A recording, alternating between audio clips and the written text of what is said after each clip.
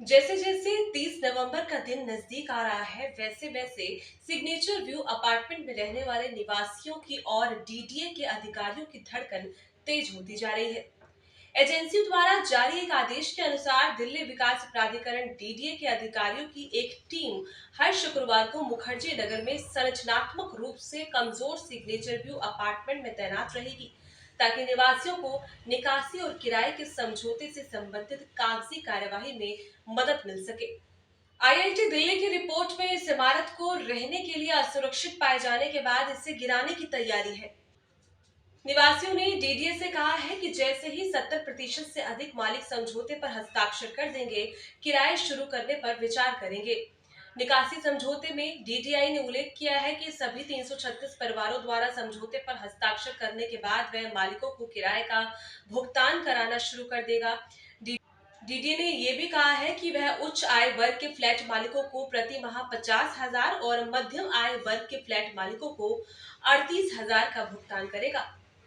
ज्यादातर निवासी तुरंत बाहर जाना चाहते हैं, लेकिन चिंतित है कि अगर ये शिफ्ट हो गए तो भी उनका किराया मिलना शुरू नहीं होगा। इसलिए हम कह रहे हैं कि डीडीए 70% निवासियों द्वारा समझौते पर हस्ताक्षर करने के बाद किराया शुरू करे, ताकि उन्हें किसी भी असुविधा का सामना ना करना पड़े। इस बारे में आरडब्ल्यूए के कोषाध्यक्ष धर्मेंद्र जी ने बताया, डीडीए अधिकारियों ने कहा है कि वे मांग पर विचार कर रहे हैं और कुछ दिनों में इस मामले पर फैसला लेंगे। इस बीच डीडीए ने विध्वंस पूर्व सर्वेक्षण के लिए एक सलाहकार को नियुक्त करने की प्रक्रिया शुरू कर दी है।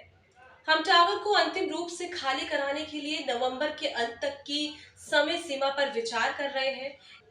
इस बीच पूर्व विध्वंस सर्वेक्षण भी किया जाएगा और दिसंबर या जनवरी तक हम इस संपत्ति को विध्वंस कंपनी को सौंपने की उम्मीद है। डीडीए के एक वरिष्ठ अधिकारी ने नाम उजागर न करने की शर्त पर यह कहा। ट्विन टावर के बाद दिल्ली के अंदर सिग्नेचर व्यू एक ऐसा नाम जो कहते हैं कि घोटाले के नाम पर पूरे दिल्ली के नाम पे इतिहास रचेगा। क्यों कि एक इतना बड़ा अपार्टमेंट जो सिर्फ 10 साल के अंदर जिसके दोस्तीकरण के आदेश आ चुके हैं, लेकिन वो 10 साल सिर्फ 10 साल के अंदर कहते हैं कि अगर कोई अपना छोटा सा घर भी बनाता है वो भी काफ़ी टाइम तक चलता है, लेकिन ये इतना बड़ा अपार्टमेंट आप देख सकते हैं वो 10 साल के अंदर कैसे डैमेज हुआ, क्या इसके अंदर कमियाँ रहीं। इसके लिए बात करने के लिए हमारे साथ यहाँ हमारे सोसाइटी के जो हैं धर्मेंद्र जी हैं, बात करेंगे। नमस्कार, मैं धर्मेंद्र ट्रेजरार हूँ आरडब्ल्यूए का।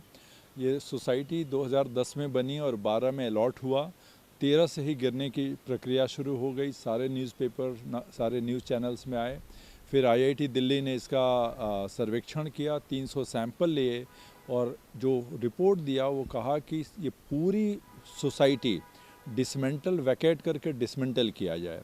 उसके बाद डीडीए के साथ हम लोग इंगेज हुए आरडब्ल्यूए के रूप में और डीडीए ने बिल्कुल एक असंवेदनशील रवैया अपनाया। वो चाहते थे कि हम कोर्ट जाएं, लेकिन ये माननीय एलजी की जो कृपा रही हम पर, हम उन तक पहुंच पाए किसी तरह से और उनकी संवेदनशीलता की वजह से एक सम्मानजनक हल निकला। और अब 3 दिन पहले यहाँ पे जो ट्विन टावर को जिस कंपनी ने गिराया था और उसकी टीम आई थी सर्वे करने कि इसको कैसे तोड़ा जाएगा। अभी डीडीए ने हमें 15 अक्टूबर तक एग्रीमेंट को साइन करने का डेट दिया है।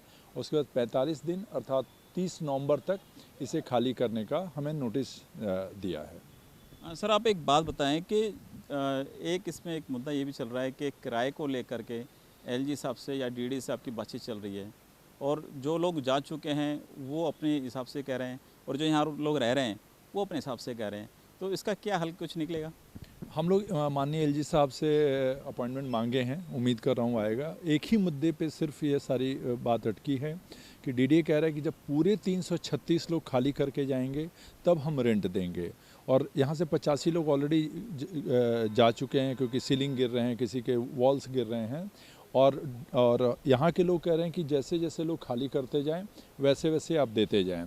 तो केवल यही एक मुद्दा अटका हुआ है। माननीय एलजी साहब तक अगर आपकी बात पहुँच रही हो तो सर हम लोग बस आपसे 2 मिनट का एक अपॉइंटमेंट चाहते हैं कि इस प्रॉब्लम को सॉल्व कर दें और ये पूरा जो सोसाइटी है वो सर 10 दिन के अंदर खाली हो जाएगा। लोग बहुत डरे हुए हैं और जल्दी से जल्दी यहाँ से जाना चाहते हैं। देखिए, कोई भी जब एक अपना घर बनाता है तो उसका एक सपना होता है लेकिन जब वो सपना टूटने पे आता है तो बड़ा दुख होता है। हमारे साथ कुमार जी हैं। कुमार जी बताएं, देखिए एक जब आदमी कोई घर बनाता है, चाहे वो किसी भी क्लास में हो, मिडल हो, अपर हो, तो उसको एक बड़ा दुख होता है कि जब उसका लगता है कि वो जो सपनों का घर उसने बनाया वो आज टूटने में आ रहा है। मैंने तो 1.5 साल पहले ही इस मकान को ख़रीदा था और उसके बाद इसमें काफ़ी पैसे लगा करके हमने इसको भीतर से रेनोवेट किया था। क्योंकि डीडीए का जो फ्लैट होता है वो उस तरह से लिवेबल नहीं होता है, उसमें कई सारी कमियां होती हैं। मैंने उसको ठीक कराया और दुर्भाग्य की बात ये थी कि हम जब इसमें इंटर किए उसके 6 महीने के अंदर ही ये नोटिस आ गया कि इसको खाली करना पड़ेगा। लेकिन फिर भी चूंकि एक डेंजरस बिल्डिंग में रहने, साइंटिफिकली अप्रूव्ड डेंजरस बिल्डिंग में रहने से अच्छा था कि यहाँ से बाहर जाया जाए और डीडीए को मौका दिया जाए कि डीडीए इसको रीबिल्ड करके हमें 3 साल के अंदर में दे दे। मेन मुद्दा इसमें यही अटका हुआ है, जैसा कि जो हमारे साथ में जो यहाँ सोसाइटी में लोग रहते हैं, कि भाई रेंट कब से स्टार्ट किया जाए। 336 आप भी जानते हैं कि पूरे देश में भी कभी 100% सहमति नहीं बनती है किसी मुद्दे पर। सोसाइटी में भी ये कहना कि 336वां व्यक्ति खाली करेगा तब हम रेंट देना स्टार्ट करेंगे, बहुत मुश्किल होगा 336वें व्यक्ति तक को मनाना। डीडीए को हमें लग रहा है कि अगर 80% लोग, 70%, 50% लोग या कुछ भी कोई डीडीए अगर कोई अपनी साइड से कंडीशन लगाना चाहे कि इतने % लोग खाली कर दें तो हम रेंट देना स्टार्ट कर देंगे। या फिर जो सबसे अच्छा तरीका यही है इस सोसाइटी को के में रहने वाले लोगों को बनाने के लिए कि जो यहाँ से जाए उसको रेंट स्टार्ट कर दे। मेरा विश्वास ये है कि 15-20 दिन के अंदर ही पूरी सोसाइटी खाली हो जाएंगी और डीडीए को एक खाली मिलेगा सोसाइटी, जिसको कि दोबारा वो अपना डिमोलेशन करके रिकंस्ट्रक्ट कर सकते हैं। वो एक जानकारी जानना चाहूँगा कि क्या इस पूरे मुद्दे को लेकर आप बताएं कि किसी के ऊपर कोई केस फाइल हुआ है या किसी की अरेस्टिंग हुई है डीडीए की, या किसी इसमें कोई सरकार का नाम आ रहा है? इकोनॉमिक एलजी साहब के आदेश से सीबीआई इंक्वायरी हो रही है। इकोनॉमिक ऑफेंस विंग ने इस केस को रजिस्टर किया है, तो तफ्तीश चल रही है। अभी किसी का अरेस्ट नहीं हुआ है। 2 यहाँ पे कंपनियाँ ने यहाँ काम किया है, एक विनर था और एक कंपनी का नाम भूल रहा हूँ। तो अभी इकोनॉमिक ऑफेंस विंग ने रजिस्टर किया है, तफ्तीश हुई है, अभी अरेस्ट वगैरह किसी का नहीं हुआ। अगर देखा जाए कि कोई भी एक घटना होती है तो उसमें कहते हैं कि प्रथम नज़र जो होती है, प्रथम दृष्टि के अंदर कोई गुनाहगार होता है, तो आपकी जो प्रथम दृष्टि कहती है वो क्या कहती है, कौन है इसमें गुनाहगार? देखिए, ये एज ए रेजिडेंट बोलना भी ठीक नहीं है, लेकिन ऑब्वियसली इसमें कॉन्ट्रैक्टर है, उस समय के जो नोडल ऑफिसर्स हैं जो इसके क्वालिटी को चेक कर रहे थे, जो टेक्निकल एक्सपर्ट्स हैं, वो देखिए पूरी जिस प्रोजेक्ट को जिसने मॉनिटर किया, जिसने कंस्ट्रक्ट किया और जिसने इसको एग्जीक्यूट किया, वो सब इसके जद में आने चाहिए। आप सोचिए 336 लोगों का, 1000 लोगों का परिवार है, अपर मिडिल क्लास लोग यहाँ रहते हैं। दिल्ली जैसे राजधानी में अगर 10 साल में मिट्टी का घर नहीं, गांव में झोपड़े लोग बनाते हैं ना जो घास फूस से, वो 10 साल में नहीं गिरता। तो ये एक ऐसी नज़ीर बननी चाहिए, चाहे पनिशमेंट के रूप में, चाहे रिकंस्ट्रक्शन के रूप में, जो कि आने वाले भविष्य में एक एग्जाम्पल सेट हो कि देखिए पनिशमेंट कैसे दिया गया, रिहेबिलिटेट कैसे किया गया और साथ ही जो रिकंस्ट्रक्शन किया गया उसकी क्वालिटी कैसे थी। तो ये पूरे भारत के लिए, क्या शायद दुनिया देख रही होगी कि एक ऐसा नज़ीर बने पनिशमेंट के रूप में भी, रिकंस्ट्रक्शन के रूप में भी और रिहेबिलिटेशन के रूप में, कि जो डेमोक्रेसी है उसमें लोगों का यकीन बढ़े, लोग डरे नहीं कि भाई सरकार के फ्लैट हम क्यों खरीदें, 10-10 साल में गिर जाते हैं। लोगों के सर पूरी यहाँ पे लोग ऐसे हैं कि जिन्होंने 2-2, 3-3 प्रॉपर्टी बाहर बेची है, फिर लोन लिया है, तब जाके यहाँ खरीद पाए हैं। और सोचिए फिर यहाँ पे रेनोवेशन पे पैसा खर्च किया और अचानक से 6 महीने बाद आप कहते हैं कि ये सेफ़ नहीं है, खाली करिए। वो तो कई पीढ़ी तक वो पागल हो जाएंगे, साइकोलॉजिकली इसको नहीं झेल पाएंगे। बहुत खतरनाक है। बात की जाए कि अब जो एक बताया जा रहा है कि किराए की बात हो रही है, तो वो जो किराया है वो कितना सरकार ने डिसाइड किया अभी आपके लिए? अब 50,000 रुपये HIG के लिए पर मंथ, वो भी 3 साल के लिए किया है। मतलब उनका कहना है कि हम 3 साल में बना देंगे। हमारा कहना था कि आप लिखे कि जब तक हम आपको दे ना दें, और 38,000 रुपये MIG का पर मंथ। अच्छा, एक बात और, ये जो इतने मतलब कि कहते हैं कि विशाल वो अपार्टमेंट बना है, इसके अंदर अगर हम एक कॉस्ट लगाएं कि इसकी क्या कॉस्ट बैठी होगी और आने वाले टाइम में क्या वो आपको वापस उसी कॉस्ट पे मिलेगा? सर यहाँ पे देखिए, जो मार्केट वैल्यू की बात करें कि लगभग यहाँ पे फ्लैट जो ये न्यूज़ आने से पहले 2.5 से 3 करोड़ रुपए में बिक रहे थे। खैर हम लोग तो बहुत पहले से हैं यहाँ पे, और जब से ये न्यूज़ आई है लोग डर गए। कोई वृद्ध है, कोई किसी ने बहुत EMI रखा था, और 1-1 करोड़ रुपए लोग लॉस पे, मतलब यहाँ पे 1.5 करोड़ रुपए में फ्लैट बेच के काफ़ी लोग जा चुके हैं। आप सोचिए कि 1-1 करोड़ तो केवल न्यूज़ ने उनको बर्बाद कर रखा है। थोड़ा सा और ये प्रोसेस लिंगर ऑन करेगा तो हो सकता है कि ये जो करोड़ में है वो लाखों में बिकेगा।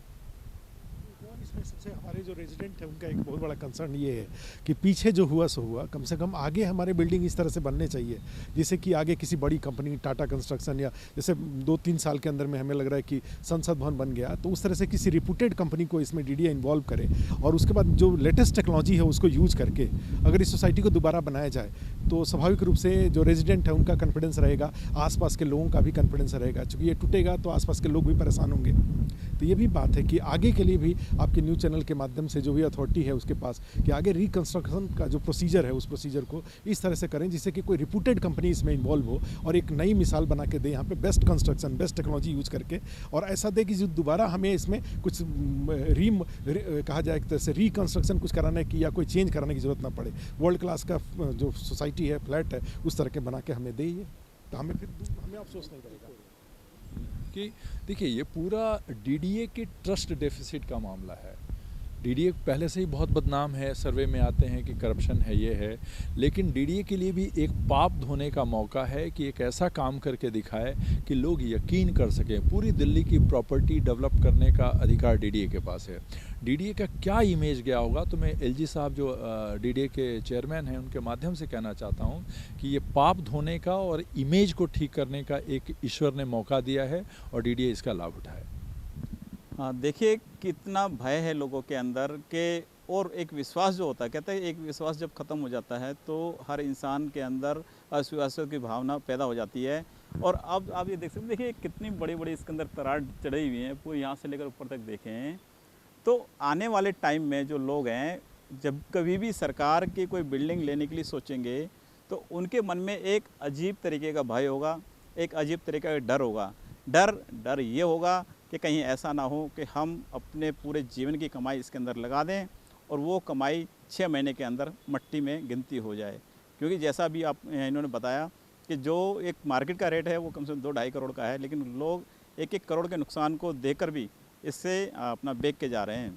अब देखने वाली बात ये होगी कि इनके जो मुद्दे हैं वो सरकार के कान तक पहुँचेंगे या नहीं पहुँचेंगे।